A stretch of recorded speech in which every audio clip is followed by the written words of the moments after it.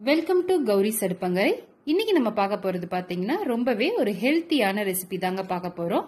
அதாவது சத்து மாவு எப்படி நம்ம செய்யறது அப்படின்னு தான் பார்க்க போறோம். இது நம்ம வீட்லயே ஈஸியா நிறைய சத்துக்கள் நிறைஞ்ச ஒரு மிக்ஸ் பவுடர் ரெடி பண்ணி வச்சுக்கிட்டோம் அப்படின்னா காலையில நம்ம பால்ல கலந்து குடிச்சோம் அப்படின்னா நிறையவே நம்மளுக்கு ஹெல்த்தியான பெனிஃபிட்ஸ் கிடைக்கும். இது நம்ம சின்னவங்கல இருந்து பெரியவங்க வரைக்கும் யார் வேணா சாப்பிடலாம். இது நம்ம நிறைய பொருள் ஆட் பண்றதுனால நம்மளுக்கு எல்லா சத்துமே ஒரே பவுடர்ல நம்மளுக்கு கிடைக்க போகுது. வாங்க இது எப்படி செய்யறதுன்னு பார்க்கலாம். அதுக்கு முன்னாடி நம்ம சேனலை நீங்க என்ன சப்ஸ்கிரைப் பண்ணலன்னா மறக்காம சப்ஸ்கிரைப் பண்ணிட்டு கூடவே இருக்க பெல் ஐக்கானை கிளிக் பண்ணிக்கோங்க. இப்போ இந்த பவுடர் செய்யறதுக்கு பாத்தீங்கன்னா ஃபர்ஸ்ட் சில பொருட்களை வறுக்க வேண்டியிருக்கு. அதுக்கு ஃபர்ஸ்ட் நான் 200 கிராம் அளவுக்கு கேழ்வரகை போட்டு வறுத்துக்கிறேன். இதை அப்படியே மீடியம் ஃப்ளேம்லயே வச்சு வறுக்க விடுங்க. ரொம்பவும் கருக விட்டுற வேணாம், மீடியம் ஃப்ளேம்லயே வச்சு நல்லா வறுத்து விடலாம். இது கேழ்வரகு அப்படியே லைட்டா பொரிய ஆரம்பிச்சிச்சு அப்படின்னா நம்ம மாத்திரலாம்.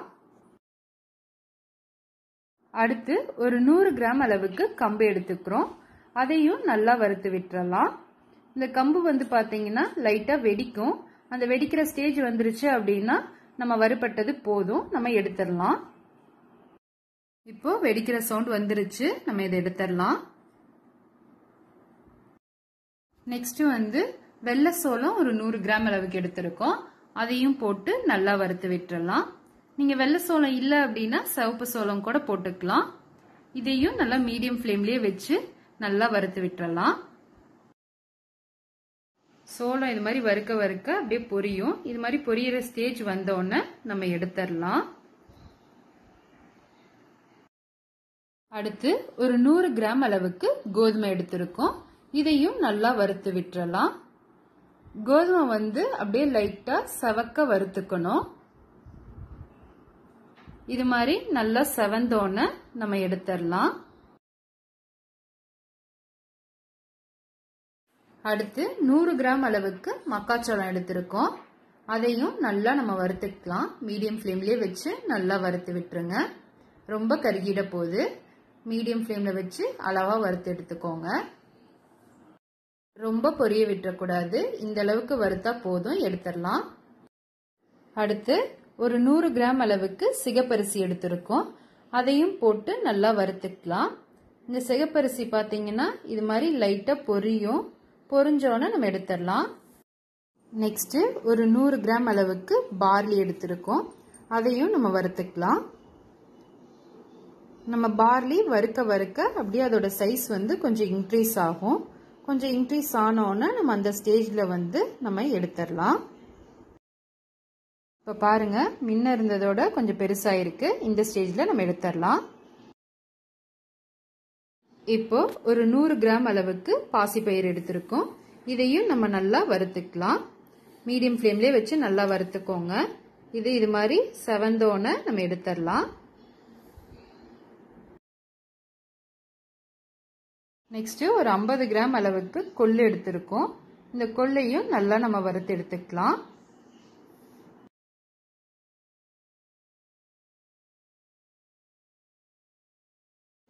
அடுத்து ஒரு 100 கிராம் அளவுக்கு ஜவ்வரிசி போட்டுக்கலாம். இப்ப நான் போட்டிருக்கிறது பாத்தீங்கன்னா பெரிய ஜவ்வரிசி. நீங்க சின்ன ஜவ்வரிசி இருந்தாலும் போட்டுக்கலாம். இதையும் நல்லா வறுத்துருங்க. இது நம்ம வறுத்தோம்னா இதோட சைஸ் கொஞ்சம் இன்க்ரீஸ் ஆகும். அந்த ஸ்டேஜ்ல நம்ம எடுத்துடலாம். அடுத்து ஒரு 100 கிராம் அளவுக்கு கருப்பு சுண்டல் எடுத்திருக்கோம். இதையும் நல்லா வறுத்து எடுத்துக்கலாம். நீங்க வெள்ளை சுண்டல் போடுற மாதிரி இருந்தாலும் போடலாம். ஆனா வெள்ளை சுண்டலை விட கருப்பு சுண்டல்ல தான் சத்து அதிகம். அதனால நான் அதை சேர்த்திருக்கேன். அடுத்து ஒரு 100 கிராம் அளவுக்கு நிலக்கடலை எடுத்துக்கிறோம். இந்த நிலக்கடலை பாத்தீங்கன்னா நம்ம ஆல்ரெடி வறுத்து இருந்துச்சு அப்படின்னா லைட்டா சூடேறினா போதும். இது நம்ம பச்சைக்கடலையே எடுத்திருக்கனால நல்லா வறுத்து விட்டுறலாம். இது மாதிரி நல்லா வறுத்தோன்னு நம்ம எடுத்துடலாம். அடுத்து ஒரு 100 கிராம் அளவுக்கு சோயா பீன்ஸ் போட்டிருக்கோம். அதையும் நல்லா வறுத்து எடுத்துக்கலாம். இது மாதிரி நல்லா செவந்தோன்னு நம்ம எடுத்துடலாம். நெக்ஸ்ட் ஒரு 50 கிராம் அளவுக்கு கருப்பு உளுந்து சேர்த்திக்கிறோம். நம்ம கருப்பு உளுந்து இல்ல அப்படின்னா நீங்க வெள்ளை உளுந்து கூட சேர்த்திக்கலாம். இது மாதிரி நல்லா வறுக்க விட்டு நம்ம சேர்த்திக்கணும்.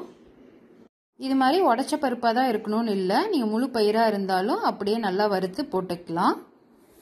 அடுத்து ஒரு 50 கிராம் அளவுக்கு பொட்டுக்கடலை போட்டு அதையும் லைட்டா வறுத்துக்கலாம். இதெல்லாம் லைட்டா சூடு ஏறினா போதும், நம்ம எடுத்துடலாம். அடுத்து ஒரு 50 கிராம் அளவுக்கு பாதாம் பருப்பு போட்டு அதையும் நல்லா வறுத்துக்கலாம். நல்லா செவக்க வறுத்துக்கோங்க. இது நீங்க கூட வேணும்னாலும் அதிகமா போட்டுக்கலாம். இது மாதிரி நல்லா வறுத்துக்கோங்க. நெக்ஸ்ட் வந்து ஒரு 20 கிராம் முந்திரி பருப்பு எடுத்திருக்கோம். இதையும் நல்லா செவக்க வறுத்துக்கலாம். கூட நீங்க பிஸ்தா பருப்பு ஆட் பண்ற மாதிரி இருந்தாலும் ஆட் பண்ணிக்கலாம்.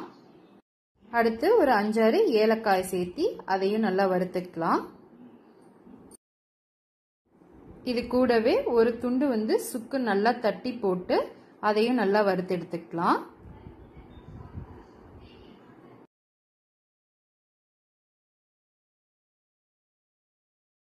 இது எல்லாத்தையுமே இது மாதிரி ஒரு தட்டில் போட்டு நல்லா ஆற விட்டுருங்க. ஆற விட்டுட்டு நம்ம மிஷின்ல கொடுத்து நல்லா அரைச்சிட்டு வந்துடலாம். அவ்வளவுதான், நம்ம மிஷின்ல கொடுத்து இது மாதிரி நல்லா அரைச்சி எடுத்துட்டு வந்தாச்சு. நம்ம இப்ப சூப்பரான ஒரு சத்து மாவு வீட்லயே ஈஸியா ப்ரிப்பேர் பண்ணியாச்சு. இது வந்து நீங்க காலையில டீ காஃபிக்கு பதிலா நம்ம பால்ல மிக்ஸ் பண்ணி குடிச்சோம்னா ரொம்பவே ஹெல்த் பெனிஃபிட்ஸ் நிறைய இருக்கு நம்மளுக்கு. இது நம்ம எல்லாருமே சாப்பிடலாம். சின்ன குழந்தைங்கள்ல இருந்து பெரியவங்க வரைக்கும் எல்லாருக்குமே நல்ல நியூட்ரிட்டிவ் வேல்யூ கொடுக்கும். அது மட்டும் இல்லாம வெயிட் லாஸ் பண்ணணும்னு நினைக்கிறவங்க இது பிரேக்ஃபாஸ்ட் ரெசிபியா கூட எடுத்துக்கலாம். இது மாதிரி நீங்களும் ட்ரை பண்ணி பாருங்க. ட்ரை பண்ணி பார்த்துட்டு எப்படி இருக்குன்னு கமெண்ட்ஸ்ல சொல்லுங்க. மறக்காம நம்ம சேனலை சப்ஸ்கிரைப் பண்ணிக்கோங்க.